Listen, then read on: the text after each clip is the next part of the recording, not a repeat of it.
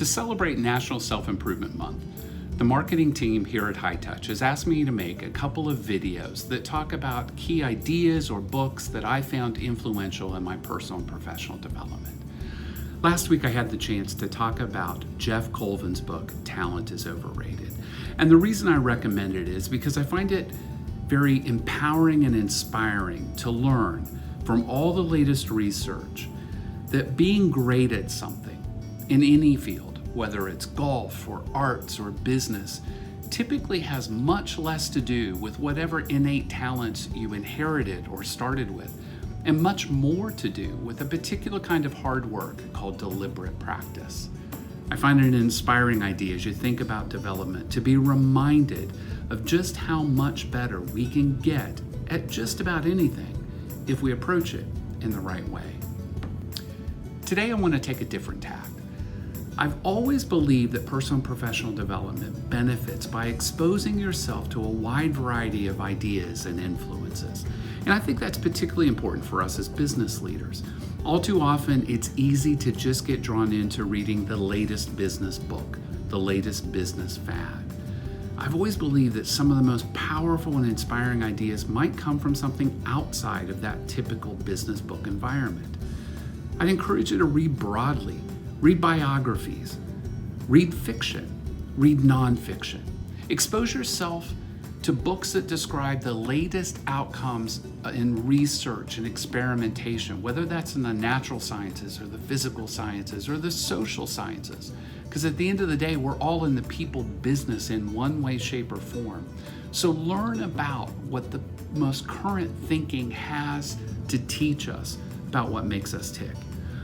And that leads us to this week's recommendation. One of my favorite authors is a guy named Malcolm Gladwell. And I love Malcolm because he is so eclectic and diverse in his interests. He tends to pick a topic, dive into the research on that topic in a very, very deep dive, and then come back and present to you in a very readable way, in a very engageable way, the most pertinent outcomes. He's done that again in his most recent book called Talking to Strangers. And in that book, Malcolm explores using real life people and real life situations that you're aware of. Everything from Amanda Knox's criminal trial that went so awry, to the Jerry Sandusky case and the dilemma of why it took so long for that to be exposed, all the way to the scripting and acting of the show Friends. He uses all these diverse situations to highlight, explore, and unravel a couple of fundamental puzzles about our interactions with strangers, that is, anyone that we don't know particularly well.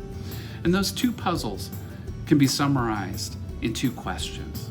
One, why, contrary to what we think, are all of us, including trained CIA interrogators and criminal judges, so bad at detecting when we're being lied to by strangers? And secondly, why does meeting and interacting with strangers, looking them in the eye, so to speak, often makes us less likely rather than more likely to detect that they're lying? As always, Malcolm is a fascinating read. I would recommend that you go grab that book or any one of his books, or go listen to his podcast called Revisionist History.